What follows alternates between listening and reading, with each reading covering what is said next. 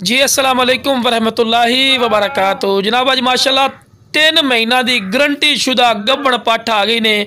तो मेरा वीडियो ना बनाया, वीडियो ने स्किप नहीं करना कि इंशाअल्लाह तुहानू अच्छी तरह इन्फॉर्मेशन देवांगे।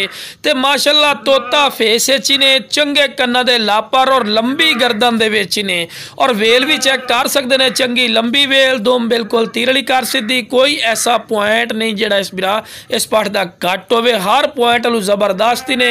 तो शुरू तो ही चारा वगैरह ही खवा के विखा रहे हैं कि माशाअल्लाह सेहतमंद और एक्टिव माशाअल्लाह पट्ठ, और डिमांड ही बिल्कुल जायज़ और मकूल हो सी। हालांकि दे नाल दी बिरा तुसी मंडी का विजिट कर सो, या किसी अयाली को या किसी फार्मर बिरा को पुछो ना, तो कम अज़ कम तुहानू 65-70 हज़ार रुपये तो घट पट्ठ नहीं देवनी। लेकिन अपना वो रेट नहीं होना ही ने।